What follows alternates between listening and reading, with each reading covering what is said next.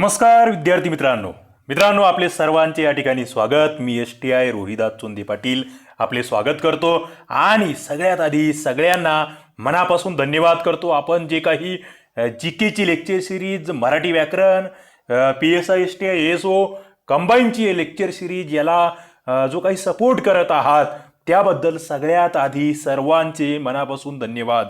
आणि त्याच्यातूनच आपण आता पुन्हा एकदा पोलीस भरतीची नवीन महा टेस्ट सिरीज सुरू केलेली आहे 185 टेस्टची, ज्याच्यामध्ये 177 टेस्ट या GK, मराठी व्याकरण, गणित बुद्धिमत्ता याच्या होणार आहेत आणि संपूर्ण 8 टेस्ट पूर्ण होणार आहेत। आणि एका आठवड्याला किमान 4 टेस्ट त्या ठिकाणी असणार आहे। व्हिडिओ PDF ॲनालिसिस असणार आहेत। मित्रांनो, जे स्पेशल पोलीस भरतीवाले विद्यार्थी आहेत त्यांच्या खास आग्रहास्तव या ठिकाणी याच्यावर मी काम करतो आहे। तुम्ही लगेच या ठिकाणी नोंदणी करू शकतात आणि 6000 प्लस प्रश्नांच्या महासरावामध्ये भाग घेऊ शकतात। पोलीस भरतीच्या विद्यार्थ्यांना खरोखर या ठिकाणी ही सुवर्ण संधी असणार आहे। ओके, तर चला आपण आजच्या या GKच्या टेस्ट 5 ला सुरुवात करतो आहोत। आजचा विषय अत्यंत इंटरेस्टिंग होता, तो म्हणजे सामान्य विज्ञानातील जीवशास्त्र। आणि ज्या विद्यार्थ्यांनी GKची सिरीज लावलेली आहे त्यांच्यासाठी व्हिडिओ लिंक पुरवलेल्या होत्या की कोणकोणत्या टॉपिक्सचा अभ्यास करायचा आहे, त्या टॉपिकचा अभ्यास करूनच या ठिकाणी टेस्ट देणे अपेक्षित होते। मित्रांनो, जर अभ्यास करून टेस्ट दिली तर त्या टेस्टला अर्थ आहे, नाहीतर मग दिली म्हणून दिली आहे असं चालणार नाही। तर चला, आजचं लेक्चर हे अत्यंत इंटरेस्टिंग असणार आहे आणि सगळ्यात महत्त्वाचं मला तुमचा सहभाग असला पाहिजे। पटपट पटपट प्रत्येकाने आपल्या हातामध्ये वही पेन असू द्या, दुसऱ्या हातामध्ये मोबाईल तर आहेच आहे, आणि पटापट मला खाली उत्तरं द्यायची आहेत। आता तुम्ही म्हणाल विज्ञान आहे सर, याची उत्तरं कशी जमतील, हे काय मराठी व्याकरण आणि इतिहास आहे का? जमले पाहिजेत। विज्ञान, सामान्य विज्ञान हा घटक राज्यसेवा, कंबाईन, पोलीस भरती, सरळ सेवा, प्रत्येक परीक्षा आणि तेथील सगळ्यात महत्त्वाचा विषय म्हणून सामान्य विज्ञानाकडे बघावं लागतं आणि तो आहेच। अत्यंत महत्त्वपूर्ण विषय आहे। पोलीस भरतीला 25 पैकी 5, 6, 7 मार्क्स या ठिकाणी येत असतात। सरळ सेवेलाही तितकंच वेटेज आहे। आपल्याला कंबाईन आणि राज्यसेवेचं वेटेज माहीत आहे। 20 ते 22 प्रश्न पूर्व परीक्षेला कंबाईन आणि राज्यसेवेच्या परीक्षांना येत असतात। त्यामुळे विज्ञान अत्यंत महत्त्वाचा विषय। पहिला प्रश्न मित्रांनो या ठिकाणी होता, मुद्दाम सोपा टाकला होता, कारण की सुरुवात अवघड झाली तर मग तुमचं थोडंसं संतुलन बिघडण्याची शक्यता असते। पहिला प्रश्न होता, सजीवांची उत्क्रांती, रचना, कार्य, वितरण व वर्गीकरणाचा अभ्यास करणारे शास्त्र म्हणजे काय? जीवशास्त्र, आरोग्यशास्त्र, भौतिकशास्त्र, रसायनशास्त्र। मित्रांनो, सरळ सरळ उत्तर होतं जीवशास्त्र। सजीवांची उत्क्रांती काय म्हणतोय मी? सजीवांसंदर्भातला अभ्यास करणारे शास्त्र आहे। ओके, भौतिकशास्त्र नव्हे, रसायनशास्त्र नव्हे। याच्यात अत्यंत सोपा प्रश्न विचारतो माझ्या कला शाखेतील बांधवांसाठी। काय कला शाखेतील म्हणतो मी, कारण की मी सायन्सच्या विद्यार्थ्यांना हुशार समजतो खूप। ओके, तसा मी अनुभव घेतलेला आहे की 12वी झाल्यानंतर 2 वर्षात सायन्स असलेलं ते सायन्सचे विद्यार्थीच विसरून जातात, याचाही मी अनुभव घेतलेला आहे। मात्र तरी चला, त्यांना त्यांचा मोठेपणा देऊया। आर्टच्या विद्यार्थ्यांनी मला उत्तर द्यायचं आहे, जीवशास्त्राला इंग्रजीमध्ये काय म्हणतात? पटपट खाली कमेंट बॉक्समध्ये उत्तर द्या। भौतिकशास्त्राला इंग्रजीमध्ये काय म्हणतात आणि रसायनशास्त्राला इंग्रजीमध्ये काय म्हणतात? आरोग्यशास्त्राला इंग्रजीमध्ये काय म्हणतात? सोपा प्रश्न, मात्र सोप्यापासून सुरुवात आपली असते, नंतर मग आपण हळूहळू कसं अवघडमध्ये जातो ते तुम्ही पाहणारच आहात। पुढचा प्रश्न होता, सायटोलॉजी किंवा सायटॉलॉजी असाही उच्चार केला जातो, या संदर्भात चुकीचा पर्याय निवडा। मित्रांनो, सायटॉलॉजी म्हणजे काय? पहिला मुद्दा तो। आता तुम्ही म्हणाला हा इंग्रजी शब्द का वापरला, तर असे शब्द वापरले गेलेले आहे। पोलीस भरतीला सुद्धा असे प्रश्न आलेले आहेत की तिथे इंग्रजी शब्द देवनागरी भाषेमध्ये वापरलेले आहेत। तुम्ही म्हणाले हे देवनागरी काय आहे? ज्यांनी मराठी व्याकरणाची टेस्ट दिली आहे त्यांना नक्कीच कळेल। देवनागरी भाषा, मित्रांनो तुम्हाला माहित आहे देवनागरी भाषेमध्ये कोणकोणत्या भाषा आता देवनागरी लिपी आहे, देवनागरी लिपीच्या कोणकोणत्या भाषा आहेत, किती भाषा आहेत, खाली कमेंट बॉक्समध्ये सांगा। सायटोलॉजी म्हणजे मराठीत काय? सायटोलॉजी म्हणजे मराठीमध्ये पेशींचा अभ्यास करणारे शास्त्र। कशाचा? पेशींचा अभ्यास करणारे शास्त्र। पेशीला इंग्रजीत काय म्हणतात मित्रांनो? पेशीला इंग्रजीत काय म्हणतात? प्रश्न तुमच्यासाठी आहे। पेशीला इंग्रजीमध्ये काय म्हणतात? ओके, ऊतीला इंग्रजीमध्ये काय म्हणतात? ओके, ऊतीला इंग्रजीमध्ये काय म्हणतात? सायटोलॉजी. पहिला ऑप्शन होतं सजीवांचे शरीर हे मूलतः पेशींपासून बनलेले असते. पेशी सिद्धांत 1839 मध्ये स्लायडन व श्वान यांनी मांडला. ऊती हा सजीवांच्या रचना व कार्याचा मूलभूत घटक आहे आणि आर वीरश्वा यांच्या मतानुसार पेशी या अस्तित्वात असलेल्या पेशींपासून बनतात. मित्रांनो, 4 विधानं होते. 4 विधानांपैकी तिसरे विधान जे आहे ते या ठिकाणी चुकीचं होतं उत्तर, कारण की ते प्रश्न काय विचारला आहे? चुकीचा पर्याय निवडा. प्रश्न नीट वाचायला शिका. ज्या विद्यार्थ्यांनी टेस्ट दिलेले आहेत त्यांच्या मला प्रतिक्रिया येतात की आम्ही प्रश्न नीट न वाचल्यामुळे आमची सिली मिस्टेक झाली. चुकीचं म्हटलेलं आहे, अचूक म्हटलेलं आहे, बरोबर म्हटलेलं आहे की योग्य म्हटलेलं आहे? प्रश्नांमधील शब्द हा कीवर्ड असतो मित्रांनो, तो नीट वाचायला शिका. मग ऊती हा सजीवांच्या रचना व कार्याचा मूलभूत घटक आहे. ऊती आहे का? नाही. काय आहे? पेशी आहे. पेशीला काय म्हणतात? पेशीचा शोध कोणी लावला? मित्रांनो, पेशीचा शोध कोणी लावलेला आहे? पहिल्यांदा पेशीचा शोध कोणी लावलेला आहे ते मला कमेंट बॉक्समध्ये सांगा. अत्यंत महत्त्वाचं नाव त्या ठिकाणी आहे. तर पहिलं विधान तुम्हाला मूलतः शरीर हे पेशींपासून बनलेलं असतं हे माहीत आहे. पेशींपासून काय तयार होतं मला सांगा. प्रश्न तुमच्यासाठी आहे, सोपा आहे. पेशींपासून काय तयार होते? कशाची निर्मिती होते पेशींपासून? ती रचना कशी आहे? सगळ्यात आधी म्हणजे पेशी, त्याच्यानंतर काय येतं मित्रांनो? पेशीनंतर काय येतं आणि त्याच्यानंतर पुन्हा काय येतं? त्याच्यानंतर काय येतं? ती रचना सांगा बरं मला. मानवी शरीरामधील ज्या क्रिया घडतात एका क्रमाने कशा पद्धतीने घडतात? तुम्ही जीवशास्त्र वाचलेलं आहे. जे न वाचता बघतायत हे सगळं विश्लेषण त्यांच्यासाठी हे नाहीच आहे, त्यांनी बघूही नये. जे अभ्यास करून टेस्ट देता येत त्यांना फायदा होणार टेस्टचा. नाहीतर मग तुम्ही हजारो ठिकाणी जा, क्लासेस लावत बसा, 17 ठिकाणी टेस्ट लावा, काही फायदा नाही आहे. सगळ्यात मूळ काय सांगतो आहे? अभ्यास करा. आधी त्या घटकांचा अभ्यास करा, नंतरच ती टेस्ट द्या. ओके, आणि मग बघा कसा रिझल्ट येतो, कसे मार्क्स येतात. विज्ञानामध्ये आउट ऑफ मार्क्स घेण्यासाठी तुम्ही सज्ज झालेले असाल. पुढे पेशी सिद्धांत 1839चा आहे, स्लायडन व स्वान यांचा. काय मांडलं मित्रांनो? स्लायडन आणि स्वान यांनी 2 मुद्दे मांडलेले आहेत. मला कमेंट बॉक्समध्ये सांगा. पुस्तकामध्ये बघा, वाचलेलं असेल, थोडंफार आठवत असेल तर सांगा काय म्हटलेलं आहे स्लायडन आणि स्वान यांनी. आणि चौथं होतं आर वीरशा यांच्या मतानुसार पेशी या अस्तित्वात असलेल्या पेशींपासूनच बनतात. म्हणजे जुन्या पेशीपासूनच नवीन पेशी बनत असते. मग जुन्या पेशीचं नवीन पेशीमध्ये रूपांतरण होताना नेमकं कोणकोणत्या पद्धतीने होऊ शकतं मित्रांनो? प्रश्न तुमच्यासाठी आहे. काय? पेशी निर्मिती होण्यासाठी वेगवेगळ्या पद्धती आहेत. कोणकोणत्या पद्धतीने नवीन पेशींची निर्मिती होऊ शकते? मला खाली उत्तर द्यायचं आहे. पुढचा प्रश्न, आरएनएचा खालील कोणता प्रकार पडत नाही? बघा, आरएनएचा कोणता प्रकार पडत नाही? ऑप्शन होतं mRNA, nRNA, rRNA आणि tRNA. मित्रांनो, सरळ या ठिकाणी उत्तर होतं nRNA. हा प्रकार पडत नाही. RNA आणि DNA हे आपल्या DNA मध्ये बसलेलं आहे, हे तुम्हाला शिकवावं लागत नाही. आणि ज्याला RNA आणि DNAचा लॉंग फॉर्म माहीत नाही ना, त्याने समजायचं की अरे बाबा हे विज्ञानाचं मला आता एकदम शून्यातून सुरू करायचं आहे, पटकन उत्तर द्यायचं आहे. RNA म्हणजे काय आणि DNA म्हणजे काय? मी उत्तर देणार नाही, कारण की हा अत्यंत सोपा प्रश्न आहे, अनेक वेळेस येऊन गेलेला प्रश्न आहे, जनुकीय संरचनेमधील अत्यंत महत्त्वाचे घटक आहे RNA आणि DNA. खाली उत्तर द्या कमेंट बॉक्समध्ये. तुम्ही वाचलेलं असणारच आहे, वाचलेलं असलंच पाहिजे RNA आणि DNA. मित्रांनो, RNA जो आहे त्याच्यामध्ये रायबोज शर्करा असतात. काय असतात? रायबोज शर्करा, ते लक्षात ठेवा. आणि हे जे आहेत ना, मग mRNA ला म्हणतो आपण मेसेंजर RNA. काय? Messenger RNA. rRNA आपण त्या ठिकाणी म्हणत असतो रायबोजनल RNA आणि tRNA ला आपण ट्रान्सफर RNA म्हणत असतो. म्हणजे हा जो मेसेंजर आहे ना, हे माहिती पुरवण्याचं कार्य करतं जनुकीय. पुढे हा ट्रान्सफर आहे ना, हा अमिनो आम्लांची त्या ठिकाणी साठवण करतो. आणि हा रायबोजनल आहे ना, हा प्रथिन निर्मितीमध्ये मदत करत असतो. आणि मग त्याच्यामध्ये घटक असतात. RNA DNA जे आहे यांच्यात घटक आहे मित्रांनो. जसं ॲडेनाईन असेल, DNA मध्ये 4 घटक असतात. काय?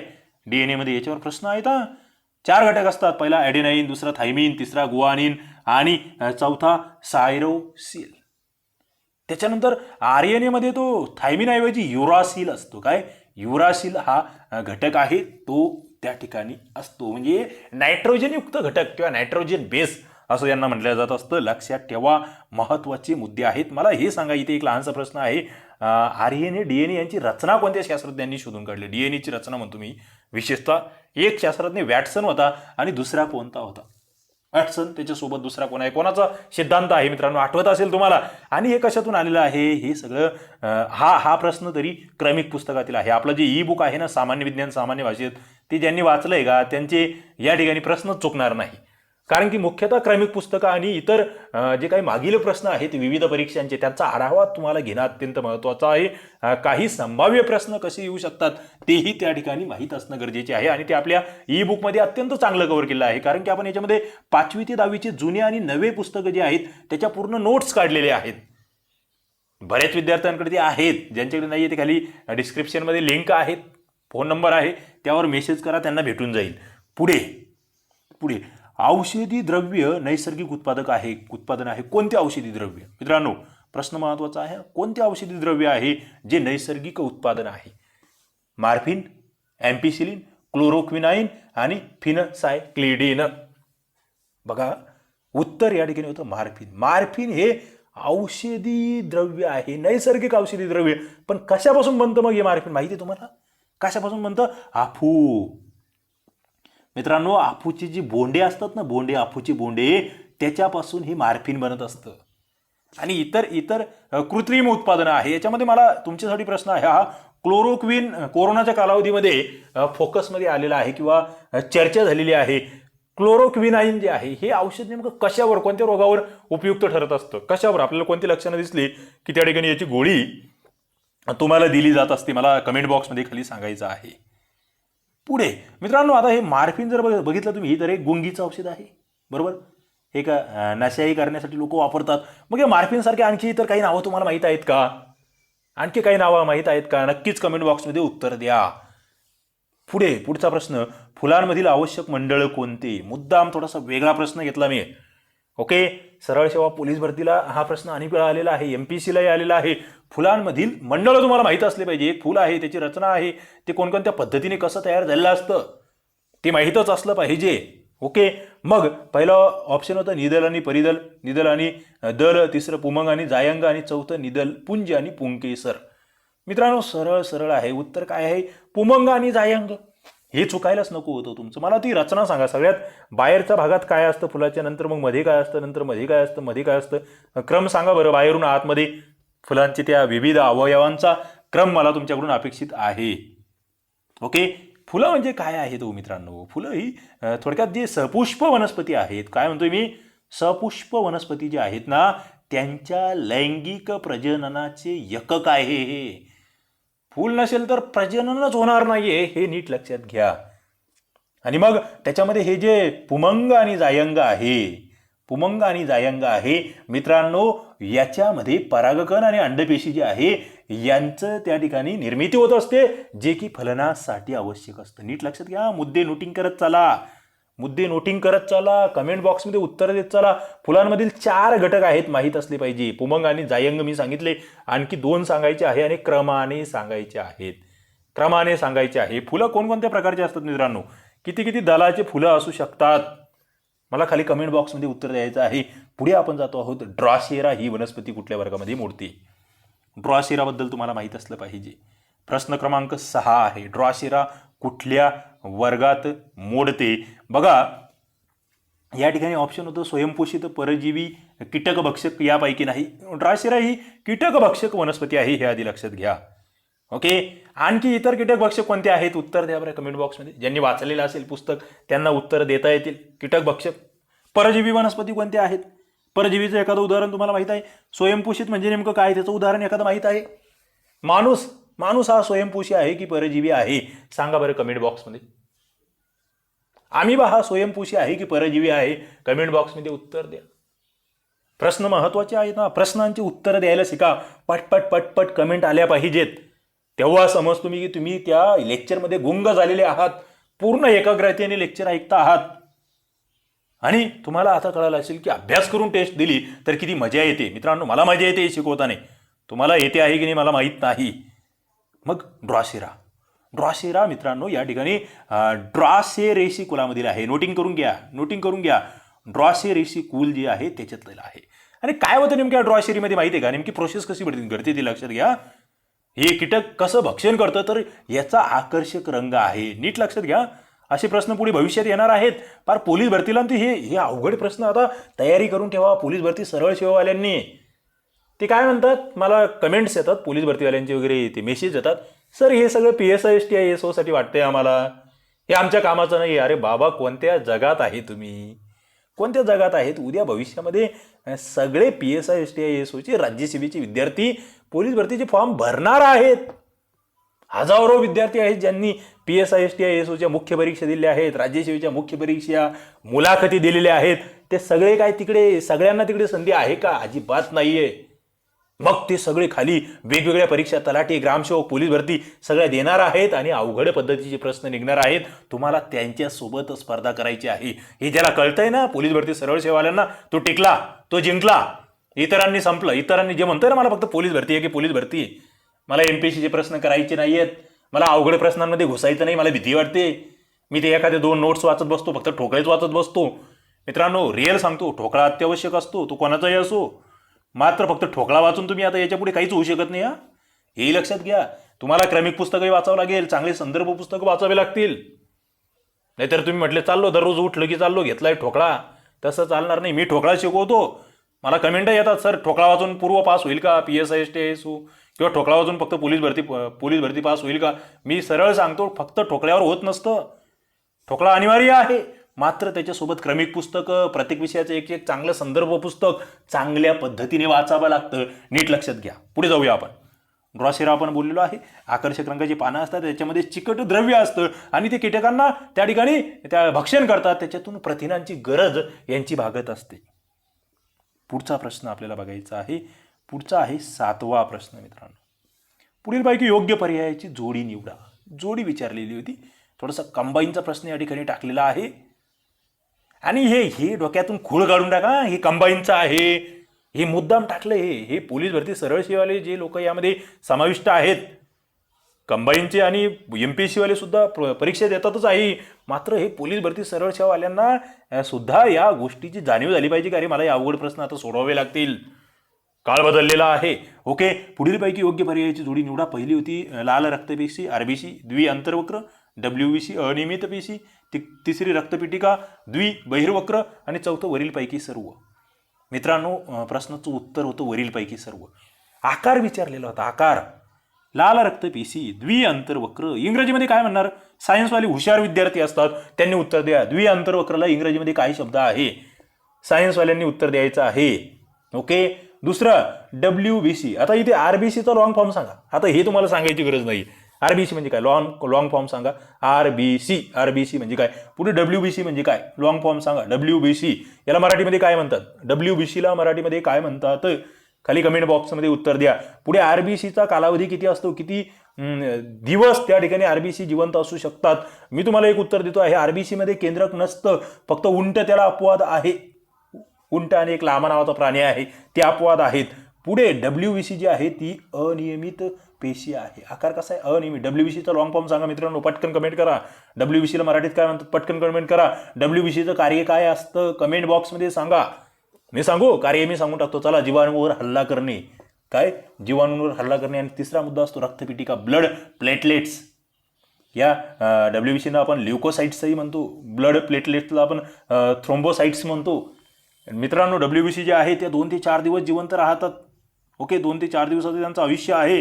ब्लड प्लेटलेट्सचं 5 ते 10 दिवसाचं आयुष्य आहे. आणि सगळ्यात महत्त्वाचं, रक्तपिटिका काय कार्य करतात? द्विबहिर्वक्र आहे. इंग्रजीमध्ये काय शब्द आहे माहिती आहे? द्विबहिर्वक्र. उत्तर द्यायचं आहे खाली. उत्तर द्यायचं आहे. सायन्सच्या विद्यार्थ्यांसाठी मुख्यतः हे विचारतो आहे मी. मला सांगा, रक्तपिटिका जी आहे, प्लेटलेट्स जे आहे, हे कशाचं कार्य करतात? आपल्या शरीरामध्ये का आवश्यक आहे ते खाली उत्तर द्यायचं आहे. मित्रांनो, हे जे WBC आणि प्लेटलेट्स आहे यांची निर्मिती कुठे होते माहिती आहे? अस्थिमध्य ज्याला म्हटलं जातं, किंवा अस्थिमज्जा हा शब्द आहे, त्याला इंग्रजीमध्ये काय म्हणतात? त्याला खरं म्हणजे मराठी देवनागरी लिपीमध्ये असं उत्तर याच्या आधी विचारलेला आहे प्रश्न की बोन मॅरो. काय? Bone marrow. याला इंग्रजीमध्ये बोन मॅरो म्हणतात, असं देवनागरी लिपीमध्ये त्या ठिकाणी उत्तर दिलेलं आहे. तर लक्षात ठेवा, अनेक प्रश्नांची उत्तरे या ठिकाणी तयार होत आहेत. किती जण किती उत्तर देत आहेत हे फार महत्त्वाचं आहे. ज्यांना उत्तर द्यायला जमतायत त्यांचा अभ्यास आहे हे माझ्या लक्षात येतं आहे. पुढे, मूत्रपिंडाद्वारे होणाऱ्या उत्सर्जन प्रक्रियेबाबत चुकीचा पर्याय ओळखा. ही फार महत्त्वाचं आहे आणि हे बरेच जणांना लक्षात राहत नाही. याच्या संदर्भात खरं म्हणजे MPSCला कंबाईनला प्रश्न हे इंग्रजी शब्द विचारलेले होते इथे. ओके, ते लक्षात घ्या. आता या ठिकाणी गाळणे, पुनःशोषण, स्रावणे आणि गोठणे ज्याचा थोडासा अभ्यास आहे ना मित्रांनो, त्याला या प्रश्नाचं उत्तर येऊन जातं. बघा, लॉजिकल आहे, लॉजिकल. सरळ उत्तर होतं गोठणे. काय? गोठणे. हे वरच्याचं उत्तर आहे, वरील सर्व. गोठणे का? गोठणे नाहीच आहे. मूत्रपिंडाद्वारे होणाऱ्या उत्सर्जन प्रक्रियेमध्ये गोठणे हा ऑप्शन नाहीच आहे. तुम्ही थोडंफार ज्याने वाचलंय ना त्याला याचं उत्तर येऊन जातं. मग पहिली आहे गाळण्याची क्रिया, ज्याला आपण फिल्टरेशन म्हणत असतो. जे ग्लोमेरुलस नावाचं एक या ठिकाणी घटक आहे मित्रांनो. ग्लोमेरुलस लिहून घ्या, नोटिंग करा. ग्लोमेरुलस हे काय करत असतं नेमकं या ठिकाणी ते मला सांगा. गाळण्याच्या क्रियेमध्ये काय करत असतं? नावातच आहे. सांगा मला ग्लोमेरुलसचं कार्य काय आहे आणि कुठे एकत्र येत असतं त्या ठिकाणी ते रक्त जे आहे ते बोमन संपुटामध्ये. कुठे? बोमन संपुट ज्याला म्हटलं जातं. पुढचं या ठिकाणची क्रिया घडते ती म्हणजे पुनःशोषण, रिऑब्झर्प्शन असं त्याला म्हटलं जातं. शरीरामध्ये हवे ते रक्तात शोषण्याचं कार्य नेफ्रॉनद्वारे या ठिकाणी होत असतं. PCT नावाच्या भागामध्ये मित्रांनो, PCT नावाच्या भागात. एवढंच लक्षात ठेवा, मध्ये घुसत नाही. PCTचा लॉंग फॉर्म हा फक्त सायन्सवाल्यांना माहीत असू शकतो. आर्ट्सवाले, कॉमर्सवाल्यांकडून मला अपेक्षित नाहीये. सायन्सवाले फार कमी, जे अत्यंत हुशार विद्यार्थी आहेत त्यांना हे सांगता येईल. येत असेल तर सांगा, जास्त याच्यामध्ये घुसू नका. पुढचा या ठिकाणचा मुद्दा होता तो म्हणजे तिसरा, स्रावणे, सिक्रेशन. नको ते बाहेर टाकण्याचं काम या ठिकाणी होत असतं. जसं की युरिया, DCT भागामध्ये हे सगळं घडत असतं. ओके, आणि चौथी जी क्रिया घडते मित्रांनो ती गोठण नसते, ती उत्सर्जन असते. उत्सर्जन जिथे आपण म्हणतो लघवी तयार होणे किंवा युरिन तयार होणे, ट्रू युरिन असा शब्द त्याच्यासाठी आहे इंग्रजीमध्ये. तर अशा पद्धतीने हे या ठिकाणची विधानं आहे, त्याचे उत्तरं आहेत. मग मला सांगा, मूत्रपिंडाला इंग्रजीत काय म्हणतात? मूत्रपिंडाला इंग्रजीत काय म्हणतात? सोपा शब्द आहे. या मूत्रपिंडा संबंधातील महत्वाचा आजार कोणता आणि त्याच्यावरचा उपचार कोणता? त्याच्यावरची उपचार पद्धतीला काय म्हटलं जातं मित्रांनो? ज्यांच्या डोक्यात बसतंय, ज्यांनी अभ्यास केलाय त्यांना हे सगळे जमणार आहे, त्यांना उत्तरं देता येणार आहेत अभ्यास करणाऱ्यांना. पुढे, आणि ज्यांनी किमान 1 वर्ष सुरुवात केली आहे ना, काय किमान 1 वर्ष ज्यांचं झालंय ना अभ्यास सुरू करून, तो मग MPSC, कंबाईन, सरळ सेवा, पोलीस काही असो, त्यांना या प्रश्नांची बघा उत्तर देता आले पाहिजे थोडीफार तरी. तुम्हाला जर येत नसेल ना, मग समजायचं अरे आपल्याला ऑपरेशन करावं लागेल आपल्या अभ्यासाचं. बरोबर. पुढे आपण जातो आहोत, चुकीचे विधान निवडा. पहिलं विधान होतं यकृत ही शरीरातील सर्वात मोठी ग्रंथी आहे. दुसरं होतं यकृत पित्तरस तयार करते, जे पचनासाठी महत्त्वाचे आहे. तिसरं विधान होतं यकृतात हिपॅरिनची निर्मिती होते, त्यामुळे शरीरात रक्त गोठते. आणि चौथं विधान होतं यकृताला तपासणी नाका म्हणतात, ते शरीरातील विषारी घटक शोषणाचं कार्य करतं. मित्रांनो, 9चं उत्तर जर बघितलं तर 3 होतं. यकृतात हिपॅरिनची निर्मिती होती हे बरोबर टाकलं होतं मी, मुद्दाम हा प्रश्न तयार केला आहे. मित्रांनो, हे प्रश्न मी अत्यंत त्या ठिकाणी विचारपूर्वक तयार करतो आहे की एका प्रश्नामधून तुमची किमान 4 प्रश्नांची उत्तरं तुम्हाला देता आले पाहिजे, किंवा तयार होत आहेत एका प्रश्नामधून 4 प्रश्न, अशा पद्धतीचे प्रश्न टाकतोय. हिपॅरिनची निर्मिती होते, मात्र शरीरात रक्त गोठत नाही. शरीरात रक्त गोठू नये याच्यासाठी हिपॅरिन कार्य करते.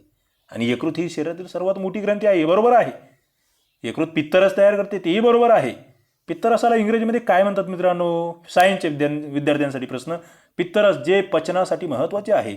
आणि पुढे यकृताला तपासणी नाका म्हणतात. काय? Checking point. काय? Checking point. कारण की शरीरामधील जे विषारी घटक आहेत ते शोधण्याचं कार्य आणि ते शोषून घेण्याचं कार्य या ठिकाणी यांच्याकडून केले जात असतं, यकृताकडून केले जात असते. ते तुम्हाला लक्षात ठेवावे लागेल. तर अशा पद्धतीने मित्रांनो हा मुद्दा महत्त्वाचा आहे. आता इथे पुढचा प्रश्न आपला आहे, नैसर्गिक प्रसूतीसाठी लागणारे संप्रेरक कोणते? हा प्रश्न खरं म्हणजे विचारला गेलेला आहे, मुद्दाम टाकला. तो तोंडपाठच असला पाहिजे तुमचा. मला वाटतं हा कोणाचं चुकायला नको. हा ज्यांचा चुकला त्यांना अभ्यासामध्ये खरोखर खूप सुधारणा कराव्या लागतील. नैसर्गिक प्रसूतीसाठी मित्रांनो ऑक्सिटोसिन. प्रत्येक पुस्तकामध्ये हा मुद्दा कव्हर झालेला आहे, तुम्ही वाचलेला असलं पाहिजे. फक्त 1-2दा विज्ञानाचे पुस्तकं जर वाचले तर उत्तर चुकत नाही. काय? ऑक्सिटोसिन कशासाठी? नैसर्गिक प्रसूती असेल, त्याच्यानंतर स्तनग्रंथीमध्ये स्तन निर्मिती होण्याची क्रिया याच्यातूनच घडत असते. कशातून? ऑक्सिटोसिनमुळे घडत असते, हे लक्षात घ्या. आणि ऑक्सिटोसिन जे आहे हे प्युटिटरी ग्रंथीत तयार होतं मित्रांनो. प्युटिटरी ग्रंथी, याला मराठीमध्ये काय नाव आहे माहिती आहे? प्युटिटरी ग्रंथी. या ग्रंथी माहीत असले पाहिजे. अंतस्रावी ग्रंथी, बहिस्रावी ग्रंथी माहीत आहे एखादी? अंतस्रावी ग्रंथी सांगा बरं मला, कोणकोणत्या आहेत? बहिस्रावी ग्रंथी कोणकोणत्या आहेत? उत्तर द्या कमेंट बॉक्समध्ये. अंतस्रावी ग्रंथी आणि बहिस्रावी ग्रंथी. आणि हे पिट्युटरी ग्रंथीमध्ये ऑक्सिटोसिन तयार होतं, जे स्नायूंवर क्रिया करत असतं. ओके. पुढे हे हॉसोप्रेसिन जे आहे मित्रांनो, हे किडनीमध्ये कार्य करणार आहे. आणि ही प्युटिटरी जी आहे हिला मास्टर ग्रंथी म्हटलं जातं. काय याचा संबंध ऑक्सिटोसिनचा प्युटिटरी ग्रंथीशी आहे, जिला मास्टर ग्रंथी म्हटलं जातं, जी सर्वात लहान अंतस्रावी ग्रंथी आहे. माझा तुमच्यासाठी प्रश्न आहे, प्युटिटरी ग्लँड ज्याला आपण म्हणतो, ज्याला मराठीमधला शब्द तुम्हाला मी सांगतो, तो म्हणजे पीयूषिका ग्रंथी. हिचं स्थान नेमकं कुठे असतं मित्रांनो? म्हणजे मेंदूमध्ये असतं, हृदयामध्ये असतं, त्याच्यानंतर खाली आतड्यांमध्ये असतं, की इतर कुठे असतं? प्युटिटरी ग्रंथीचं स्थान मला सांगायचं आहे. काय? प्युटिटरी ग्रंथीचं स्थान मला सांगायचं आहे. पुढचा प्रश्न, DNA मध्ये नसलेला नायट्रोजन बेस कोणता? याचं उत्तर खरं म्हणजे वरच्या प्रश्नामध्ये मी दिलेलं आहे. DNAचा पुन्हा एकदा लॉंग फॉर्म विचारतो आहे. ज्यांना आठवत असेल त्यांनी खाली कमेंट बॉक्समध्ये सांगा, DNA आणि RNA कशाला म्हणतात नेमकं. ओके, मराठीमध्ये सांगा, इंग्रजीमध्ये सांगा, खाली कमेंट बॉक्समध्ये सांगा. DNA मध्ये कोणता नायट्रोजन बेस नसतो? बघा, ॲडेनाईन, ग्युनाईन, सायटोसिन आणि युरासिल. तुम्हाला मी खाली सांगितलं युरासिल हा कशामध्ये आहे? RNA मध्ये आहे. मित्रांनो, मग माझा तुम्हाला प्रश्न आहे की DNA मध्ये युरासिल ऐवजी कोणता घटक असतो जो T वरून सुरू होतो? कमेंट बॉक्समध्ये उत्तर द्या. T वरून सुरू होतो, कोणता असतो तो सांगा. मुद्दाम या ठिकाणी इंग्रजीमधले शब्द टाकले होते. काही अशा ऑड मुद्द्यांची आपली तयारी असली पाहिजे की बाबा एखाद्या वेळेस इंग्रजीमध्ये लिहिलेलं आलं म्हणून आम्ही घाबरायचं नसतं. ओके, पुढे आपण जातो आहोत. मूलद्रव्य, त्यांची कार्य व त्याच्या अभावामुळे होणारा परिणाम याबाबत चुकीचा पर्याय निवडा. महत्वाचा आहे. याच्यामध्ये म्हणजे एकाच प्रश्नामध्ये बरंचसं कव्हर करण्याचा प्रयत्न मुद्दाम केलेला आहे. आणि इथे अजिबात घाबरायचं कारण नाही. अभ्यास असेल तर 1 लायनर काय, 4 लायनर काय, ज्याचा अभ्यास आहे त्याच्यासाठी हे प्रश्न आहेत. इतरांचं काम नाही या ठिकाणी. मग बघा, पहिलं होतं मॅग्नेशियम, हरितद्रव्याचा घटक आहे, पानाची शेंडे वाकडी तिकडी होतात. दुसरं बोरान, शुगर ट्रान्सफरसाठी महत्त्वाचं आहे, फुलांची निर्मिती कमी होते. तिसरं सल्फर गंधक, जे व्हिटॅमिन बी ची निर्मिती करते, पाने पिवळी पडतात. आणि चौथं फॉस्फरस, ATPचा घटक आहे, वाढ खुंटते. मित्रांनो, या ठिकाणी तिसरं विधान चुकीचं होतं, कारण सल्फर जे आहे ना गंधक, हे व्हिटॅमिन ए ची निर्मिती करते. कशाची? Vitamin A. आता बघा, जरी प्रश्न मोठा वाटत असला ना, उत्तर त्याचं सोपं होतं मुद्दाम टाकलेलं, कारण की ते माहीत असलं पाहिजे. गंधक म्हटलं ना, व्हिटॅमिन ए तुम्हाला माहीत असलं पाहिजे, किमान तेवढं माहीत असलं पाहिजे. हे जे दुसरं कशाचे पानं पिवळे होत आहेत, काय होत आहेत, ते तर पाहिजेच, मात्र या ठिकाणी हे माहीत असलं पाहिजे. मला विज्ञानामधील लेस मूलद्रव्य आणि मूळ, ज्याला आपण बेसिक मूलद्रव्य म्हणतो, प्रमुख मूलद्रव्य आणि लेस मूलद्रव्य कोणते आहेत सांगता येईल? किती असतात लेस मूलद्रव्य आणि मुख्य मूलद्रव्य, अत्यावश्यक मूलद्रव्य जे असतात वनस्पतीसाठी, ते कोणकोणते आहे आणि किती आहेत? खाली कमेंट बॉक्समध्ये उत्तर द्या मित्रांनो. मूलद्रव्य माहीत असली पाहिजेत. पिकासाठीचे अत्यंत आवश्यक घटक या ठिकाणी आहे. पुढे, शाकाहारी मेदामध्ये टिंबटिंब असते व ते खोलीच्या तापमानाला टिंबटिंब असते. या ठिकाणी उत्तर होतं असंतृप्त मेद असते शाकाहारी मेदामध्ये, आणि ते खोलीच्या तापमानाला द्रव स्थितीमध्ये असते. मित्रांनो, नीट मुद्दा नोटिंग करून घ्या. मग मेद जे आहे, मेदाला आणखी कोणता शब्द आहे? मेदाला आणखी कोणता शब्द आहे? पोषण द्रव्य आहे. मित्रांनो, मराठीमध्ये कोणकोणते पोषक तत्वे आहेत सांगा बरं. याच्या आधी मी लेक्चर घेतलेलं आहे विज्ञानावर, आपली जी GK लेक्चर सिरीज चालू आहे त्या ठिकाणी याच्यावरील लेक्चर घेतलेलं आहे. पोषक तत्वे सांगायचे आहेत मला विज्ञानातील. कोणकोणते पोषक तत्वे आहेत? त्याच्यामध्ये मग जीवनसत्व, कोणकोणते जीवनसत्वे आहेत? जीवनसत्वे, आणि त्याच्यामध्ये जे सूर्यप्रकाशातून मिळतं मित्रांनो, ते जीवनसत्व कोणतं? पहिला प्रश्न माझा आहे, सूर्यप्रकाशातून मिळतं ते जीवनसत्व कोणतं? पुढे, लिंबूवर्गीय फळातून मिळतं ते जीवनसत्व कोणतं? डोळ्यांसाठी अत्यंत उपयुक्त असतं ते जीवनसत्व कोणतं? ज्याच्या अभावी वांजपणा येऊ शकतो ते जीवनसत्व कोणतं? प्रश्न तुमच्यासाठी आहेत, उत्तरं तुम्ही द्यायचे आहे, पटापट उत्तरं द्यायचे आहेत. अभ्यास असलेल्या विद्यार्थ्यांना उत्तरं सुचतात, ते पटपट पटपट उत्तरं देत चालतात. ज्यांचा अभ्यास नाही आहे त्यांच्या डोक्यामध्ये गोंधळ उडतो. ते म्हणतात, अरे हे चाललंय काय, आम्हाला काही कळाना झालं, तुम्ही अभ्यास करत नाही, तुम्हाला ते कळवी नाही. कळतं कोणाला? ज्याचा अभ्यास आहे त्याला, ज्याचं वाचन आहे त्याला. मित्रांनो, वाचन करायला शिका. वाचाल तर वाचाल हा मंत्र घ्या माझ्याकडून आणि वाचन करायला शिका. वाचन करा, रिव्हिजन करा, प्रॅक्टिस करा. आपल्या या ज्या टेस्ट सिरीज जो देईल ना मित्रांनो, जो हे 5,000+ प्रश्नांचा जो सराव करील ना, तो कुठेही टिकणार आहे. तो इतरांपेक्षा नक्कीच सरस ठरणार आहे, हे मी तुम्हाला निश्चितपणे सांगतो. कारण की मी 10 वर्षापासून त्याचा अनुभव घेतो आहे. फक्त वाचन काही कामाचं नाही आहे, तुमचं उजळणी असली पाहिजे, रिव्हिजन असली पाहिजे, प्रश्नांचा सराव असला पाहिजे. याला MCQचा सराव म्हणतात मित्रांनो. काय? आणि या ठिकाणी मी तुम्हाला विश्लेषण करून सांगतोय, याच्यातून जे विविध हे काय होतं. आता बघा, तुम्हाला बरेच प्रश्नांचे आज उत्तर येणार नाही, मात्र मी जे बोललेलो राहील ना, हे कानावर पडत गेलं ना, तुम्हाला वाचताना हे सोपं जायला लागेल. सांगा कमेंट बॉक्समध्ये, खरोखर तुम्हाला याचा फायदा होतोय की नाही. तुम्हाला आपली जी GKची टेस्ट सिरीज आहे तिचा फायदा होतो आहे का? तुम्हाला मराठी व्याकरणची टेस्ट सिरीज आहे तिचा फायदा होतो आहे का? PSI STI ASOची टेस्ट सिरीज आहे तिचा फायदा होतो आहे का? पोलीस भरतीची टेस्ट सिरीज आहे, फायदा होतो आहे का? मित्रांनो, खाली कमेंट बॉक्समध्ये उत्तर द्या, म्हणजे मला मग कळेल, अरे खरोखर आपल्या मित्रांना फायदा होतो आहे. पुढचा प्रश्न आहे 14 नंबरचा. पुढीलपैकी योग्य नसलेले विधान निवडा. पहिलं होतं, धमन्या या शरीराकडून हृदयाकडून शरीराकडे रक्ताचे वहन करतात. त्या जाड असतात, त्याची लवचिक भित्तिका असते. दुसरं होतं, शरीराच्या वेगवेगळ्या भागाकडून रक्त हे हृदयाकडे शिरांद्वारे आणले जातात. काय म्हणतो मी? शिरांद्वारे. शरीराच्या वेगवेगळ्या भागाकडून हृदयाकडे शिरा आणतायत. तिसरं होतं, रक्तकेशिका एकत्र येऊन धमन्या तयार होतात. आणि चौथं होतं, केशिका या बारीक एकस्तरीय आणि पातळ भिंतीयुक्त नलिका आहेत. मित्रांनो, जरी प्रश्न मोठा असला तरी उत्तर अत्यंत लहानशा मुद्द्यात होतं आणि ते सोपं होतं असा माझा दावा आहे. मात्र ज्यांनी वाचलंय त्यांना तो कळेल. या ठिकाणी उत्तर होतं 3 नंबरचं. आणि प्रश्न नीट वाचा. सगळ्यात महत्त्वाचं, तुमच्यासाठी वारंवार मी आव्हान करतो आहे तुम्हाला की प्रश्न नीट वाचायला शिका. पुढीलपैकी योग्य नसलेले विधान निवडा. आता बरेच जण काय करतील, सरांनी कीवर्ड वाचायचं सांगितलेलं आहे ना, वाचला ना कीवर्ड, योग्य विधान निवडण्याचा प्रयत्न करतील आणि त्याच्यामध्ये मग जे एखादं बरोबर वाटेल, अरे धमन्या हृदयाकडून शरीराकडे, मला माहिती आहे, चलो 1 नंबर उत्तर दिलंय. दुसरा आणि तिसरा चौथा ऑप्शन वाचायचाच नाही, चाललो आम्ही पळत. आणि नंतर मग क्वेश्चन पेपर आन्सर शीट येते आहे, विश्लेषण होतं आहे, मग कळतंय अरे हे तर चुकलं, हे अतिउत्साहामध्ये नडलं, हे अतिउत्साह नडला. तर तो अतिउत्साह तोही नको मित्रांनो. आपला अभ्यास झालाय, ज्यांचा अभ्यास झालाय ना, त्यांनी पूर्ण प्रश्न वाचायला शिका, सगळे विधानं वाचायला शिका. फास्टमध्ये वाचा. तुमचा अभ्यास झाला ना, तुम्ही स्पीडमध्ये वाचणार आहात, इतरांचे तुम्ही पुढे निघून जाणार आहात. ओके. तर या ठिकाणी 3 नंबरचं विधान काय, रक्तकेशिका एकत्र येऊन धमन्या नाही बनत मित्रांनो, शिरा बनतात.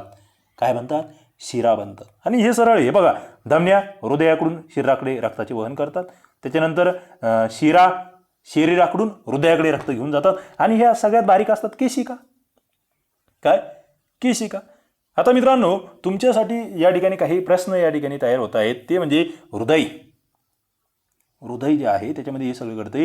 हृदयाला कोणता पंप म्हटला जातो? ऐच्छिक पंप की अनैच्छिक पंप? हृदयातल्या ज्या क्रिया घडतात त्या ऐच्छिकरित्या घडतात की अनैच्छिकरित्या घडतात? त्याच्यासाठी मेंदूचा कोणता भाग, कोणता मेंदू कार्य करत असतो? म्हणजे अग्रमेंदू, मध्यमेंदू की पश्चमेंदू? मेंदूचं हे जे हृदयाचं अनैच्छिक पंप आहे त्याचं. माझा तुमच्यासाठी सोपा प्रश्न आहे की एक ठोका जो आहे तो किती सेकंदाला एक ठोका पडत असतो मानवी शरीरामध्ये? प्रौढ व्यक्ती आहे त्याच्यामध्ये एका मिनिटाला किती ठोके पडतात? प्रौढ व्यक्तीची विचारतो आहे. आणि हे जे हृदयाचे स्पंदनं असतात मित्रांनो, हृदयाचे स्पंदनं मोजण्यासाठी आपण ECGचा वापर करत असतो. ECG म्हणजे काय? लॉंग फॉर्म सांगा. ECG मराठीमध्ये, इंग्रजीमध्ये जसं येईल तसं टाईप करा आणि सांगा ECG कशाला म्हणतो आपण, जे स्पंदनं मोजण्यासाठी वापरलं जातं. पुढे चालतोय आपण. 15 नंबरचा प्रश्न, मेंदूच्या खालील कोणत्या भागाला छोटा मेंदू म्हणतात? सोपा प्रश्न होता. अग्रमस्तिष्क, मध्य मस्तिष्क, पश्च मस्तिष्क यापैकी नाही. छोटा मेंदू कशाला म्हणायचं मित्रांनो? पश्च किंवा अनुमस्तिष्क जे आहे याला लहान मेंदू म्हटलं जातं. मग माझा तुम्हाला प्रश्न आहे, मेंदू काय? मेंदू. आता हा पश्च मेंदू जो आहे तो कशासाठी कार्य करतो? त्याच्यामधलं एक उत्तर मी सांगतो, हालचालीमध्ये सुसूत्रता आणण्याचं कार्य त्या ठिकाणी होत असतं. आणि दुसरं, मानवी शरीराचा तोल सांभाळण्याचं कार्य अनुमस्तिष्क करत असतं. प्रश्न तुमच्यासाठी आहे की मानवी मेंदूची वजन किती असते? किती वजन आहे मित्रांनो? मानवी मेंदूची वजन किती आहे? मानवी मेंदूची वजन किती आहे? दुसरं, अनैच्छिक क्रिया ज्या असतात, वरती विचारलंय तुम्हाला, वरचा जो प्रश्न विचारला होता ना, अनैच्छिक क्रिया, ओके, त्या घडवण्यामध्ये या ठिकाणी मध्य किंवा मस्तिष्क मेंदूचं अत्यंत महत्त्वाचं योगदान असतं. आणि या मध्यमेंदूमध्ये एक CSF नावाचा पदार्थ असतो मित्रांनो. या CSFचा लॉंग फॉर्म तुम्हाला सांगता येईल? सायन्सच्या विद्यार्थ्यांना हे जमलं पाहिजे.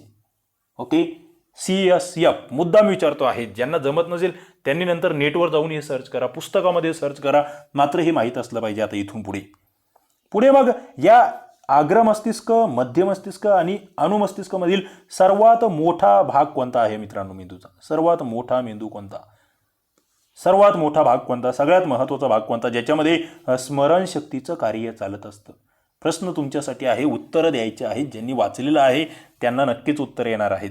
पुढे जाऊया आपण. 16 नंबरचा प्रश्न, अपुष्प वनस्पती ज्यांना अबीजपत्री म्हणतो आपण, याच्यात न येणारा गट कोणता? थॅलोफायटा, ब्रायोफायटा, टेरिडोफायटा यापैकी नाही.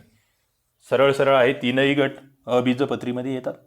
ओके, वनस्पतीचं वर्गीकरण मित्रांनो नीट माहीत असलं पाहिजे. वनस्पतीचं वर्गीकरण. माझा तुम्हाला प्रश्न आहे, वनस्पतीच्या वर्गीकरणाचा जनक कोण? उत्तर द्या कमेंट बॉक्समध्ये, पटकन उत्तर द्या.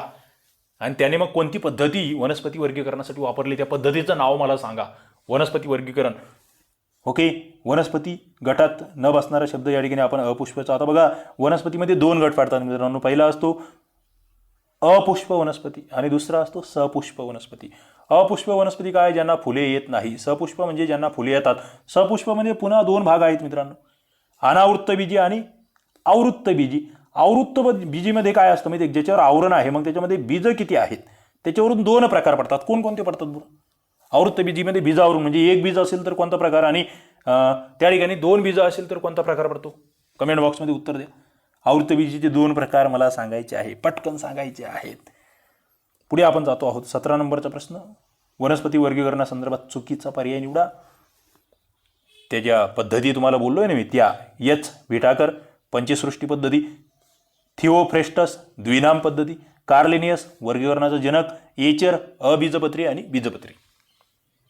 बघा, या ठिकाणी 17 नंबरच्या प्रश्नाचं उत्तर हे 2 आहे. चुकीचा पर्याय. मग पहिला एच विटाकर क्रमिक पुस्तकामधला प्रश्न आहे, पंचसृष्टी पद्धती. मला तुम्ही याच्यातल्या त्या 5 सृष्ट्या कोणकोणत्या आहेत मला कमेंट बॉक्समध्ये सांगा. एक तरी सांगा, किमान एक तरी सांगा. पंचसृष्टी जी आहे त्याच्यातले 5 पैकी किमान एक सृष्टी खाली कमेंट बॉक्समध्ये सांगा. तुम्हाला जी आठवत असेल ती सांगा. मी त्याच्यातली एक सांगू. एक वनस्पती सृष्टी आहे. आणखी इतर कोणकोणत्या आहेत? 5 सृष्ट्या आहेत पंचसृष्टी पद्धतीमधल्या. आणि कधी मांडली होती यांनी पंचसृष्टी पद्धती? विटाकरची माहीतच असली पाहिजे मित्रांनो. विज्ञानामध्ये तुम्ही जे वर्गीकरण शिकतात ना वनस्पतीचं, ते विटाकरच्या पंचसृष्टी पद्धतीवर आधारलेलं आहे. हे नीट लक्षात घ्या. थिओफ्रेस्टस द्विनाम पद्धती. सरळ होतं, सोपा प्रश्न होता. द्विनाम पद्धती तुम्हाला माहित आहे कोणाची आहे?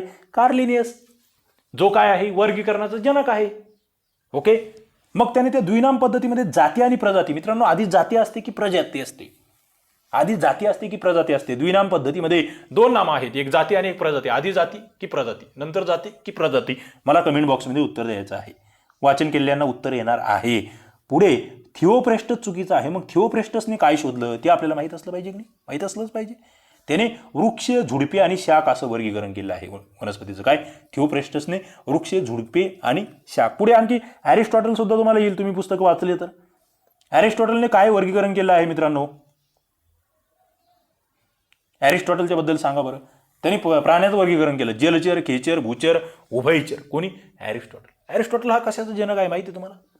अरिस्टॉटल कशाचं जनक आहे माहीत असलं पाहिजे. ज्यांचं वाचन आहे ना त्यांनाही जमेल. एचरने अबीजपत्री, बीजपत्री ही या ठिकाणी नवीन कन्सेप्ट आणलेली होती, ती वर्गीकरण केलं आहे, ते लक्षात राहू द्या. याच्या संदर्भात एक अत्यंत इंटरेस्टिंग वनस्पती वर्गीकरणासंदर्भात अत्यंत इंटरेस्टिंग लेक्चर आपल्या यूट्यूब चॅनलला उपलब्ध आहे. तुम्ही मित्रांनो विज्ञानाचे आपल्या चॅनलला जवळपास 100+ लेक्चर्स उपलब्ध आहेत. सगळ्या टॉपिकवरचे सगळं कव्हर आहे. तुम्ही आपल्या प्लेलिस्टमध्ये जाऊ शकता, त्या ठिकाणी बघू शकतात. विज्ञानाचा विषयच मिटून जाईल. टोटल सगळा अभ्यास तुमचा होऊन जाईल. क्रमिक पुस्तक असेल, आपले ई बुकवरील असेल किंवा इतर माझ्या नोट्सवरील असेल, सगळे लेक्चर्स या ठिकाणी उपलब्ध आहेत. पुढे आपण जातो आहोत. 18 नंबरचा प्रश्न, खालील वर्णनावरून प्राणी गटाबाबत पर्याय निवडा. योग्य पर्याय काय म्हटलं होतं? योग्य पर्याय. पुढे हे महत्त्वाचं होतं. मग पहिलं विधान होतं, यांचे शरीर असममित घट्ट भागाला चिकटून राहणारे खारे पाणी असते. दुसरं, यांच्या शरीरावर कॅल्शियम कार्बोनेटचे आवरण असते. तिसरं, सर्व प्रकारचे स्पंज यामध्ये येतात, यात शरीरावर छिद्रे असतात. चौथं, यामध्ये सायक्वान, युस्पॉन्ज युक्लेक्टेला यांचा समावेश होतो. बघा, मी प्रश्न तयार करताना मुद्दाम काय केलं, पहिले 2 विधानं आहे ना थोडीशी अवघड आधी टाकली. म्हणजे असममितीय हे आपल्याला बऱ्याच जणांना लवकर कळत नाही. मात्र इथे घट्ट भागाला चिपटून राहणारे हा सोपा होता मुद्दा. खारे पाणी हे सोपा होता. पुढे कॅल्शियम कार्बोनेट नेमकं कशाच्या आवरणावर असतं तोही सोपा होता. सगळ्यात महत्त्वाचं इथे होतं, तुम्हाला या प्रश्नाचं उत्तर इथून येत होतं की सर्व प्रकारचे स्पंज किंवा यांच्या शरीरावर छिद्रे असतात म्हटलं की मग तुम्हाला त्या ठिकाणी पोरी फेरा हे उत्तर आठवायलाच पाहिजे. हे आठवायलाच पाहिजे मित्रांनो, पोरी फेरा. ओके, याला मराठीमधून काय म्हणतात सांगा बघू, पोरी फेराला. त्याची उदाहरण या ठिकाणी सांगितले. मला मोलुस्काचं उदाहरण द्या. मोलुस्काचे 2 प्राणी सातत्याने विचारले जातात. मोलुस्का काय कोणकोणते प्राणी येतात मोलुस्का, कमेंट बॉक्समध्ये सांगा. आर्थ्रोपोडा हा संघ सर्वात मोठा संघ आहे पृथ्वीवरील. याला मराठीमध्ये काय म्हणतात आणि आर्थ्रोपोडामध्ये नेमके कोणकोणते प्राणी येतात, एखादं उत्तर सांगा. किमान एक तरी उत्तर तुमच्याकडून अपेक्षित आहे, माहीतच असलं पाहिजे. सिलेंटरेटाचे उदाहरण द्या मला, सिलेंटरेटाची उदाहरणं द्या. खाली सिलेंटरेटा एखादं तरी उदाहरण तुम्हाला जमलं पाहिजे. ज्यांनी वाचलेलं आहे त्यांना पटपट उत्तर देता येतात. ते विद्यार्थी मित्र उत्तर देत आहेत. इतरांनी किमान त्यांची उत्तरं बघा की अरे बाबा हे देत आहेत, मग आपल्याला काय येत नाहीये. पुढच्या टेस्टला आणखी चांगला अभ्यास करून या, जोमाने अभ्यास करून या. आपण सगळे टॉपिक्स कव्हर करणार आहोत या ठिकाणी. 19 नंबरचा प्रश्न होता, खालीलपैकी कोणता प्राणी हा अरीय सममित आहे. मित्रांनो उत्तर होतं तारा मासा. काय अरीय सममित. बघा, बेडूक हा एक वैज्ञानिक अभ्यासासाठीचा अत्यंत महत्त्वाचा प्राणी कोणत्या गटामध्ये येतो, बेडूक माहीत असलं पाहिजे. गांडूळ हा कोणत्या गटात येतो मित्रांनो, शेतकऱ्याचा मित्र जो आहे गांडूळ हा कोणत्या प्राणी गटात येत असतो, गट सांगायचा आहे, माहीतच असलं पाहिजे. बेडूक असेल, गांडूळ असेल, गोगलगाय असेल. ओके, गोगलगाय हे तुम्हाला माहीतच असलं पाहिजे. पुढे पायला आहे, मासा आहे, तारा मासा आहे. तारा मासा हा अरीय सममित आहे. सममिती म्हणजे काय मित्रांनो, एखादा भाग आहे त्याचं नेमकं कशा पद्धतीचे तुकडे तुम्ही करू शकतात.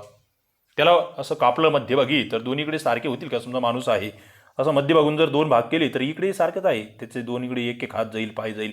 तर अशा पद्धतीची सममिती ही एक कन्सेप्ट आहे, तिच्यावर तुम्ही वाचन केलेलं असलं पाहिजे. या ठिकाणी तारा मासा हे उत्तर आहे.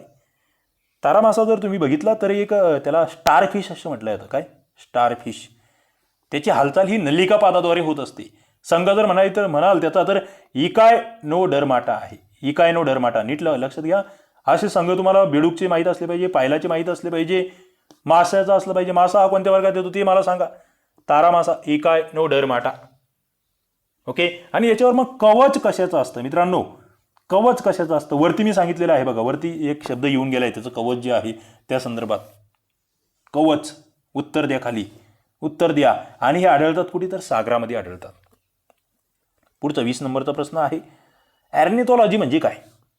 सोपा प्रश्न होता, सरळ ज्याचं वाचन ज्याचं आहे त्यांना जमणार होता. पक्ष्यांचा अभ्यास करणारे शास्त्र म्हणजे ॲर्निथॉलॉजी. मग हाडांचा अभ्यास करणारे शास्त्र कोणतं. पुढे एक महत्त्वाचं इथे अँथ्रोपॉलॉजी नावाचं एक शास्त्र माहीत असलं पाहिजे. अँथ्रोपॉलॉजी म्हणजे मानवशास्त्राचा अभ्यास. काय मानवशास्त्राचा अभ्यास. मित्रांनो पुढे दातांचा अभ्यास करणारे शास्त्राला काय म्हणतात विचारलेला आहे ना प्रश्न, म्हणून मुद्दाम विचारतोय. त्यानंतर खालीलपैकी कोणता ग्रुप ड्युअल प्लांट म्हणून ओळखला जातो. ड्युअल प्लांट याला मराठी शब्द आहे सहजीवन. काय सहजीवी वनस्पती म्हणून कशाला ओळखलं जातं. प्रश्न अनेक वेळा विचारलेला आहे. शैवाल, लायकेन्स, अँजिओस्पर्म, कवक. काय लायकेन्स. काय लायकेन्स आहेत मित्रांनो, ज्याला आपण मराठीमध्ये दगडफूल म्हणत असतात. तुम्ही काय म्हणतात दगडफूल. याला शैवाके असंही म्हटलं. दगडफूल येतं त्याचं उदाहरण आहे शैवाके. कसं आहे शैवाके कसं तयार झालं सांगा बरं मला. शैवाके हा शब्द कसा तयार झाला आहे माहीतच असलं पाहिजे. ओके, सहजीवी वनस्पती, सिम्बायोटिक न्यूट्रिशन त्याला म्हटलं जातं. शैवाल अधिक कवक, शैवाले. ओके, उत्तर द्यायचे आहेत खाली. शैवाल ही काय आहे मित्रांनो, एक शैवाल म्हणजे एक बुरशी आहे थोडक्यात. काय आहे बुरशी आहे. कवकाचाच एक प्रकार आहे हे लक्षात घ्या. ओके, आणि मग काही वेळेस याच्यामध्ये तुम्ही जर उदाहरण बघितले, झाड आणि बुरशी एकत्र येऊन आपलं सहजीवन जगत असतात. याला सहजीवी वनस्पती म्हणतात. म्हणजे 2 वेगवेगळ्या वनस्पती एकमेकांवर अवलंबून असतात. आणखी कोणती उदाहरणं आहेत कमेंट बॉक्समध्ये उत्तर द्या बरं. सहजीवी वनस्पतीची आणखी कोणती उदाहरणं आहेत. तुम्ही गावाकडे एखादा आंब्याचं झाड पाहिलं असेल, त्याच्यावर काहीतरी वेगळंच लटकताना तुम्हाला दिसतं. सांगा बघू उत्तर कमेंट बॉक्समध्ये. पुढे 22 नंबरचा प्रश्न, मादक पेये तयार करण्यासाठी काय वापरले जात नाही? महत्त्वाचा मुद्दा होता. टेक्नॉलॉजी नावाचा एक महत्त्वाचा घटक आहे, त्या संदर्भातला मुद्दाम टाकलेला मुद्दा आहे. विज्ञानांतर्गतला एक अत्यंत महत्त्वाचा टॉपिक म्हणून बायोटेक्नॉलॉजीला ओळखलं जातं आणि त्याचे विज्ञानामध्ये प्रश्न येऊ शकतात, येतात. तर या ठिकाणी उत्तर होतं इष्ट आहे. ते मादक पेय वापरण्यासाठी करत नाही मित्रांनो. तुम्ही जे दररोजचे पाव वगैरे खातात ना, ते म्हणजे इष्ट आहे, हे लक्षात घ्या. बेकरी पदार्थ जे आहे ते इष्ट आहेत. मग मादक पेयासाठी ग्लुकोज, फ्रुक्टोज हे वापरलं जातं. ओके, ते लक्षात ठेवावं लागेल. पुढे आपण जातो आहोत. खालीलपैकी कोणता पिष्टमय पदार्थ, आता इथे इष्टाचा भाग आलेला आहे, पावाचा भाग आलेला आहे. मित्रांनो, जे पाव नरम असतात ते का असतात, त्याच्यामध्ये कोणता घटक असतो, कोणतं मूलद्रव्य असतं, मला कमेंट बॉक्समध्ये सांगा. पुढे कोणता पिष्टमय पदार्थ हा डायसॅकेराइड आहे, द्विशर्करायुक्त. डाय म्हणजे काय, द्वि, डायचा अर्थ काय होतो, द्वि. कोणता द्विशर्करायुक्त पिष्टमय पदार्थ आहे? 23चं उत्तर जर बघितलं, सुक्रोज हा द्विशर्करायुक्त आहे. मित्रांनो, पदार्थांचे 3 प्रकार पडतात. एक शर्करायुक्त, दुसरा द्विशर्करायुक्त आणि तिसरा बहुशर्करायुक्त. इथे एक शर्करायुक्तमध्ये ना ग्लुकोज आणि फ्रुक्टोज हे 2 लिहून घ्या. काय, ग्लुकोज आणि फ्रुक्टोज. पुढे सुक्रोज हे द्विशर्करायुक्त आहे आणि सेल्युलोज हे बहुशर्करायुक्त आहे, माहीत असलं पाहिजे. सेल्युलोज काय आहे मित्रांनो? सेल्युलोज बद्दल आणखी काही तुम्ही ऐकलं आहे का? सेल्युलोज कशाच्या भित्तिकेमध्ये असतं, तुम्ही कधी ऐकलं आहे का? मला उत्तर द्या बरं. पुढचा एक सगळ्यात महत्त्वाचा तुम्हाला याच्या संदर्भातला एक प्रश्न विचारायचा मला, पेशी. पेशीमध्ये पेशीचा शोध कोणी लावला, हा एक पहिला प्रश्न आहे. मात्र पेशी अंगके कोणती आहेत मित्रांनो? पेशी अंगक खाली एक तरी किमान पेशी अंगक मला सांगा. पेशी अंगकावर मी प्रश्न इथे टाकलेला नाहीये, मात्र ते महत्त्वाचे आहेत. कोणकोणते पेशी अंगक असतात? पेशी अंगकामध्ये जे शरीराचे ऊर्जा केंद्र म्हणून ओळखले जाते ते कोणते असते? शरीराचे ऊर्जा केंद्र. मित्रांनो, शरीराचे ऊर्जा केंद्र कशाला म्हटलं जातं? पेशी अंगकामधले सगळ्यात महत्त्वाचं पेशी अंगक कोणतं आहे की जे सगळ्या पेशी अंगकांवर नियंत्रण ठेवत असतं? पेशीमधील सगळ्यात बाहेरचा भाग कोणता असतो मित्रांनो? वनस्पती पेशीमधील सगळ्यात बाहेरच्या भागाला काय म्हटलं जातं? प्राणी पेशीमधील सगळ्यात बाहेरच्या भागाला काय म्हटलं जातं? नीट मुद्दा लक्षात घ्या. वनस्पतीतील सगळ्यात बाहेरचं अंग कोणतं आणि प्राणी पेशीमधील सगळ्यात बाहेरचं अंग कोणतं? महत्त्वाचा मुद्दा आहे. प्राणघातक पिशव्या कशाला म्हटल्या जातात? प्राणघातक पिशव्या हा शब्द कशासाठी वापरला जातो, कोणत्या अंगकासाठी वापरला जातो? पुढचा मुद्दा आहे या ठिकाणी, रिक्तिका कशाचं कार्य करतात? काय, रिक्तिका कशाचं कार्य करतात? तर अशा पद्धतीचे पेशी अंगका संदर्भातले काही प्रश्न या ठिकाणी मुद्दाम विचारतो आहे. बऱ्याच जणांना त्यांचे उत्तर माहीत असले पाहिजेत. ओके, पुढे आपण जातो आहोत. आणि ती जी पेशी भित्तिका असते, कशाची म्हणतोय मग मी? वनस्पती पेशीची पेशी भित्तिका असते ती सेल्युलोज या पदार्थापासून बनलेली असते. ओके, हा मुद्दा, त्याच्यासाठी मी ते प्रश्न विचारलेले आहेत. पुढचा प्रश्न होता, भेसळयुक्त पदार्थाबाबतची चुकीची जोडी निवडा. भेसळयुक्त महत्त्वाचा या अन्न सुरक्षा या प्रकरणाअंतर्गत तुम्हाला क्रमिक पुस्तकामध्ये आणि चौकडेच हा प्रश्न भेटेल आणि तो असला पाहिजे माहीत तुम्हाला. पहिलं होतं दुधामध्ये युरिया, पाणी आणि डेक्साट्रिनची भेसळ होते. दुसरं होतं तिखटामध्ये विटांची भुकटी मिक्स केली जाते. आईस्क्रीममध्ये वनस्पती तूप आणि मार्गारीन मिक्स केलं जातं. आणि चौथं होतं हळदीमध्ये लेड, क्रोमेट आणि मेटॅनिल येलो याचं मिश्रण होत असतं. तर मित्रांनो, या ठिकाणी लक्षात ठेवा, हे जे आहे आईस्क्रीम, याच्यामध्ये तुम्हाला या 2 गोष्टी नाही आहे. या जे आहे ना, वनस्पती तूप आणि मार्गारीन हे तुपामध्ये मिक्स केलं जातं, हे लक्षात घ्या. त्याच्यामुळे तिसरं विधान चुकीचं आहे. ओके, मग आईस्क्रीममध्ये काय काय, तर शॅक्रीन असेल, धुन्याचा सोडा असेल, डालडा असेल, हे पदार्थ आईस्क्रीममध्ये मिक्स होत असतात. आणखी कशामध्ये काय मिक्स होतं बरं? आणखी कशामध्ये काय मिक्स होत असतं? हे मेटॅनिल येलो जे आहे याच्यामुळे कोणता आजार होऊ शकतो माहीत आहे तुम्हाला? माहीत असलं पाहिजे. पुढे आणखी भेसळयुक्त पदार्थ कोणते आहेत? कशामध्ये कशाची भेसळ होते माहिती आहे? खाली उत्तर द्या बरं का. भेसळयुक्त आणखी कोणते पदार्थ आहेत? कोणत्या पदार्थामध्ये कशाची भेसळ होऊ शकते? काय माहीत आहे तुम्हाला? दैनंदिन जीवनाशी संबंधित मुद्दा आहे. पुढचा प्रश्न, खालीलपैकी कोणत्या उपयोजित जीवशास्त्राच्या शाखा आहेत? उपयोजित म्हणतोय आम्ही. सूक्ष्मजीवशास्त्र, कृषी विज्ञान, औषध निर्माणशास्त्र की वैद्यकीय शास्त्र? मित्रांनो, उत्तर होतं ब क ड. कृषी विज्ञान, औषध निर्माण आणि वैद्यकीय या उपयोजित आहे. म्हणजे विज्ञानामध्ये 2 शाखा असतात. एक म्हणजे शुद्ध शाखा आणि दुसऱ्या म्हणजे उपयोजित शाखा. शुद्ध शाखेमध्ये मित्रांनो ज्ञानासाठी ज्ञान हा शब्द लक्षात ठेवा. फक्त ज्ञान मिळवायचं आहे शुद्ध शाखेमध्ये. उपयोजितमध्ये त्याचा हे करायचं आहे, त्याच्यातून नवीन काहीतरी शोधायचं आहे. मग इथे शुद्ध शाखेमध्ये रसायनशास्त्र, वनस्पतीशास्त्र, प्राणीशास्त्र, अनुवंशशास्त्र, सूक्ष्मजीवशास्त्र हे येतात. उपयोजितमध्ये कृषीशास्त्र असेल, औद्योगिक शास्त्र, वैद्यकीय विज्ञान असेल, पशुविज्ञान असेल, ते उपयोजितमध्ये येत असतात.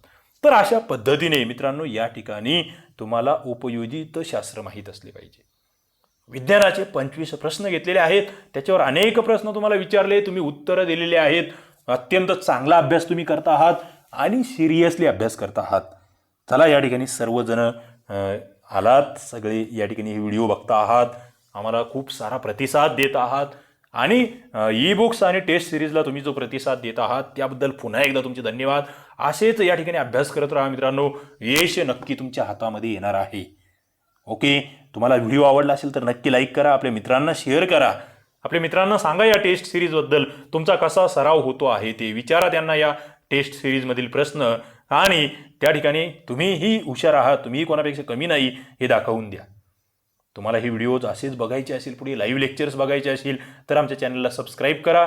तुम्हाला या PDFsही पाहिजे असेल तर तुम्ही टेस्ट सिरीज लावू शकता, जॉईन होऊ शकतात. खाली डिस्क्रिप्शनमध्ये डिटेल दिलेल्या आहेत. चला या ठिकाणी आपण थांबूया. धन्यवाद. धन्यवाद विद्यार्थी मित्रांनो, आपण या ठिकाणी ही व्हिडिओ बघत आहात आणि एन्जॉय करत आहात. असेच व्हिडिओ याच्यापूर्वीही आपण टाकलेले आहेत, ते तुम्ही प्लेलिस्टमध्ये जाऊन बघू शकतात आणि यानंतर सुद्धा ते येत राहणार आहे. त्यासाठी चॅनलला सबस्क्राईब करा. तुम्हाला व्हिडिओ आवडला असेल तर नक्की लाईक करा आणि तुमच्या काही सूचना असतील तर त्या कमेंट करा. पुन्हा एकदा धन्यवाद. थँक्यू.